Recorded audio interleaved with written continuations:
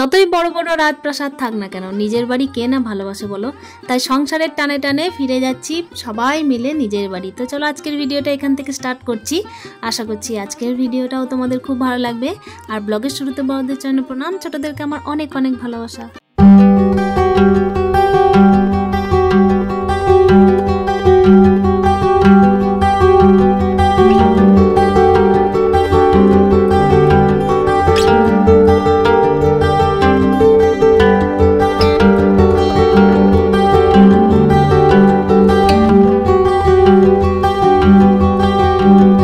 শুরুটা করলাম একবারে ভগবান দর্শন দিয়ে। আর আগের দিনের রাত্রেবেলায় দেখো সবাই কিন্তু তাড়াতাড়ি শুয়ে পড়েছি, তাড়াতাড়ি করে কিন্তু সকালে ওঠার জন্য। আর হ্যাঁ, আজকেও কিন্তু ডাক্তারের কাছে যেতে হয়েছে, রিপোর্ট করাতে হয়েছে কিছু ইউরিনের, তো সেগুলোই আনতে গেছিলাম। সেই জন্য কিন্তু সবাই শুয়ে পড়েছে, আমি একটুখানি দেরি করেই শোবো। আসলে আজকের দিনটা হচ্ছে শেষ দিন ঠিকই, তবে হ্যাঁ 1.5 মাসের মাথায় আবার আসতে হবে। তো তখন এলে তো তোমাদের সাথে আবার দেখা হবেই। তাই রিপোর্ট কিন্তু সকালে নেওয়ার জন্য আবার এসেছিলাম হসপিটাল। আন্টিকে টাটা করে দাও, আন্টিকে টাটা করে দাও।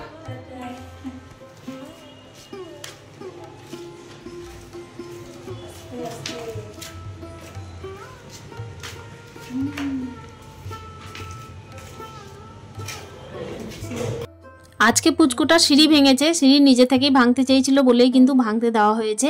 আর হ্যাঁ, আজকের ভিডিওটা একটু একটু করে কিন্তু ভয়েস ক্লিপ থাকবে, তার সাথে হচ্ছে অরিজিনাল ক্লিপ। তো আশা করছি তোমাদের ভালো লাগবে। আর এইভাবেই কিন্তু আমাদের জার্নিটা আমরা উপভোগ করার চেষ্টা করছি। আর অনেকটাই লং জার্নি, তবে হ্যাঁ তোমরা সাথে থাকলে অনেকটাই জার্নি সহজ হয়ে যাবে। তো চলো আজকের ভিডিওটা এইভাবেই আমরা পার করে দিই, আর বাড়ি যাওয়ার যাত্রা এইভাবেই শুরু করি, আর ঠিকঠাক এইভাবেই কিন্তু পৌঁছে যাওয়ার চেষ্টাও করি। অনেকগুলো দিন এখানে পার করলাম, অনেকগুলো দিন এখানে কিন্তু সংসার সেরে গেলাম। আর আজকে যখন সুযোগ এসেছে নিজের সংসারে যাওয়ার, তখন তো আর যেন পা থামছে না, মনে হচ্ছে এক্ষুনি যদি ছুটে চলে যাওয়া যায় বাড়ি, তার মতো ভালো জিনিস নেই। তো দেখতেই পাচ্ছ এই মন্দিরটাই কালকে কিন্তু তোমাদেরকে দর্শন করিয়েছিলাম। আর হ্যাঁ, আজকে যে টাটা করে চলে যাচ্ছি ব্যাঙ্গালোরকে, তার মানে এই নয় যে আর ফিরে আসতে হবে না, এরপরেও 1.5 মাসের মধ্যে ফিরে আসতে হবে। এটা তো তোমাদের ভিডিওতে বলেই দিলাম। তবে কি করবো বলো, অনেকদিন তো বাড়ি যাইনি, সেই জন্যই কিন্তু উৎসাহটা অনেকখানি বেশি, যেটা আটকানো সম্ভব নয়। প্রথমে কিন্তু আমরা রুম থেকে বেরিয়ে একটা গাড়ি করেছিলাম, আর সেই গাড়ি থেকে এসেছি এই যে এসএমবিটি বা হচ্ছে ব্যাঙ্গালোর স্টেশনে। তো ব্যাঙ্গালোর স্টেশনে এসে কিন্তু দেখছি স্টেশনটা অনেকটাই বড়, আগেও দেখেছি, তবে হ্যাঁ আজকে তোমাদেরকে নতুন করে দেখালাম। আগেও দেখেছি, আগেও তো এসেছি আরও 2 বার, এই নিয়ে তো আমার 3 বার আসা হয়েই গেল। আর পুচকোটার বিষয়ে তো আসতে হতেই হবে। তোমরা আশা করছি আমার সাথে জুড়ে আছো যখন, তখন নেক্সট ভিডিওতে আস্তে আস্তে সমস্তটাই দেখতে পাবে। আমার জীবনযাত্রা, আমার লাইফস্টাইল, সমস্তটাই আমার ওঠা পড়া জীবনের সমস্ত কিছুই তো তোমাদের সাথে আস্তে আস্তে শেয়ার করছি। তোমরা আমার অনেকটাই প্রাণ জুড়ে থেকে গেছো। আর সব থেকে বড় ব্যাপার হলো থ্যাঙ্কস টু ইউটিউব, যে নিজের মনের অনেকখানি কথা আমি তোমাদের সাথে শেয়ার করতে পারি। আমার কোথাও গিয়ে যেন মনে হয় এক না একবার তো কেউ না কেউ শুনবে, যেটা আমি অরিজিনাল কারো সামনাসামনি বলতে পারি না। অনেক মনের কথা থাকে যেগুলোকে মনে হয় যে না ডায়েরির পাতায় লিখে রাখবো, কিন্তু লিখে রাখা যায় না, মনে হয় কেই বা পড়বে। আর এগুলো মনে হয় কেউ না কেউ একজনও তো অন্তত শুনবে। সেই জন্যই কিন্তু মনের কথাগুলোকে উজাড় করে দেওয়ার জন্যই আমি এই চ্যানেলটা খুলেছি। তো কী হবে পরবর্তীকালে সেটার আশা কিন্তু আমি করি না, কিন্তু হ্যাঁ মনের কথাগুলোকে বলতে পাই সারাদিন বাড়িতে একা থেকে, সেটাই কিন্তু বিশাল ব্যাপার। তো দেখতেই পাচ্ছ ব্যাঙ্গালোর স্টেশন কিন্তু দারুণ সুন্দর দেখতে। আর এখানে কিন্তু আমরা স্টেশনে চলে এসেছি একদম ভেতরে। আর বাইরের ব্যাকগ্রাউন্ডটা মানে বাইরের আর কি সাইড সিনগুলো খুবই সুন্দর। আর এখানে আমরা চুপচাপ বসে পড়লাম স্টেশনে ট্রেন আসার অপেক্ষায়। আর অনবরত 1.5 ঘন্টা বসে থাকার পর ট্রেন আপাতত চলে এসেছে। ট্রেনে বসে থাকতে থাকতে এতদিন থেকে যে দিনগুলোকে পার করেছি, এতটা উঁচু নিচু পথ অতিক্রম করেছি সবাই মিলে, সেই দিনগুলোকে মনে পড়ছিল খুবই। আর মনে হচ্ছিল যেন আর ফিরে না আসতে হয়, যতটাই ভালো উন্নত শহর হোক না কেন, তবুও যেন আমার ছোট্ট গ্রামটাই ভালো, তাই মনে হচ্ছিল। কিন্তু কি করব, আসতে হবেই। এই কথা মনের মধ্যে উথাল পাতাল খাচ্ছিল যেই সেই টাইমে কিন্তু চলে এলো দুপুরবেলা। আর দুপুরবেলায় কিন্তু হাতের সামনে চলে এলো লাঞ্চের থালিতে ছিল এই যে দেখতেই পাচ্ছ, ভাত ছিল, রুটি ছিল, আর পনির, মিষ্টি, আচার, অনেক কিছুই ছিল। তবে হ্যাঁ আমার খাওয়ার একদম ইচ্ছা করছিল না, ইভেন কারোরই খাওয়ার ইচ্ছা করছিল না, শরীরটা একেবারে অসুস্থ। আর কি বলতো, প্রত্যেকবারে এইটাই হয়, যাওয়ার সময় কিন্তু আমাদের শরীরটা অসুস্থ হয়ে যায়। আসার সময় কিন্তু ভালোভাবেই আসি, কিন্তু যাওয়ার সময় মুখ চোখের অবস্থা প্রত্যেকের খুবই খারাপ।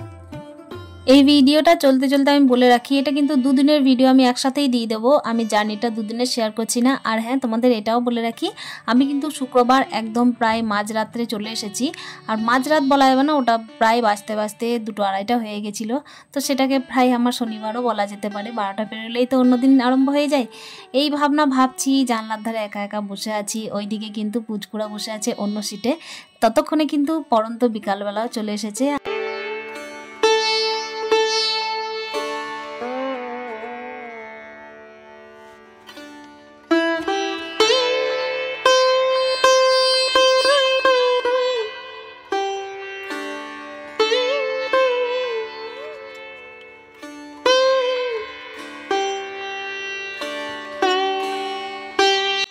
ডিসপোজার কাপে করে কিন্তু 1 কাপ করে চা প্রত্যেককে দিয়ে গেছে, তো ওটাই খাচ্ছিলাম। একদম সন্ধ্যের সময় স্টেশন নিয়েছে, যখন থেকে ছেড়েছে তারপর থেকে কিন্তু ব্যাঙ্গালোর স্টেশন থেকে শুরু করে সবেমাত্র সন্ধ্যের সময় একটা স্টেশন নিয়েছে।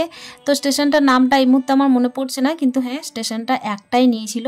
তারপর কিন্তু একেবারে কালকে সকালে স্টেশন নেবে, কিংবা হয়তো ভোর 4টের সময় একটা স্টেশন নেওয়ার কথা আছে। তো দেখো এখানে কিন্তু স্ন্যাক্স টাইম সন্ধ্যের, তো এখানে দিয়ে গেছে স্যান্ডউইচ, তো ওটাই খাচ্ছিলাম। তবে মনটা পড়েছিল বাড়ির দিকে। আর ওই যে বললাম, একেবারে কিন্তু দুদিনের ভিডিওটা আমি তোমাদের সাথে শেয়ার করছি। ট্রেনের মধ্যে বসে বসেই কিন্তু একদিন জীবন পার করে দিলাম। আর এটা হচ্ছে পরের দিন সকালবেলায় ওই ঠিক একইভাবেই সকালের কিন্তু পড়ন্ত সূর্য নয়, এটা হচ্ছে উদয়মান সূর্য। তো এটাকে কিন্তু দেখতে দেখতে পৌঁছে গেলাম একেবারে হাওড়া স্টেশন। সারাদিনটা পার করেছি, সকালটা শুধু নয়, সারাদিনটা পার করে সন্ধ্যের টাইমে হাওড়া স্টেশন পৌঁছেছি। আর আমার হাজব্যান্ড কিন্তু ওখানে এসে অলরেডি হাজির ছিল আমাদেরকে ট্রেন নেক্সট ধরিয়ে দেওয়ার জন্য। তবে হ্যাঁ, আমার হাজব্যান্ড কিন্তু শুধুমাত্র ট্রেন ধরানোর জন্যই হায়রানি করে এত দূর এসেছে হাওড়া স্টেশনে। তারপর কিন্তু আমাদেরকে একাই আবার একই রকমভাবেই যেতে হবে। হাওড়া থেকে ব্যান্ডেল আমরা যাব, তারপর কিন্তু নেক্সট এইভাবেই চেঞ্জ করতে করতে ট্রেনে যাব। আর এখন পৌঁছে গেছি অলরেডি ব্যান্ডেল স্টেশনে। হাওড়া থেকে ডাইরেক্ট বাড়ি আসার ট্রেনটা মিস করে ফেলেছিলাম, যেহেতু ট্রেনটা লেট ছিল। লেট বলতে ওই যে বললাম, ব্যাঙ্গালোর থেকে আসার ট্রেনটা আমাদের লেট ছিল, সেই জন্য হয়ে উঠলো না। এখানে এইভাবে বসে থাকলাম। রাত 9টার সময় একটা ট্রেন আছে, এটা ধরে কিন্তু একবারে সাঁইথিয়া যাব। তারপর কেটে কেটেই কিন্তু যেতে হবে। আর ওখানে দেখতেই পাচ্ছ, একজন আমার হাজব্যান্ডের সঙ্গে দাঁড়িয়ে আছেন, উনিও কিন্তু একজন স্টাফ, আমার হাজব্যান্ডের সাথেই চাকরি করেন। তো এখানে তারপর আমরা ঠেলা খেতে খেতে পৌঁছে যাচ্ছি সাঁইথিয়া স্টেশন। আর এত পরিমাণের প্রচণ্ড ভিড়, আর গেটের সামনে দেখো মহিলা মানুষ হয়ে কিন্তু আমি এভাবেই ঝুলতে ঝুলতে গেলাম। অনেকক্ষণ দাঁড়িয়েছিলাম কিন্তু আর পারলাম না, পেরে উঠলাম না, সেজন্যই কিন্তু এখানেই মাটির সামনে বসে পড়লাম। আর কি বলবো বন্ধুরা, একই রকম বলতে গেলে বাথরুমের সামনে বসে কিন্তু আমি সাঁইথিয়া স্টেশন পৌঁছাচ্ছি।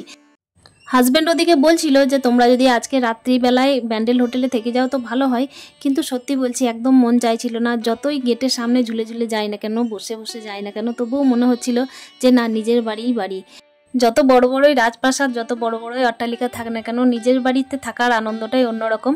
সেজন্যই কিন্তু ছুটে যাচ্ছি সংসারের টানে, আগেও বলেছি।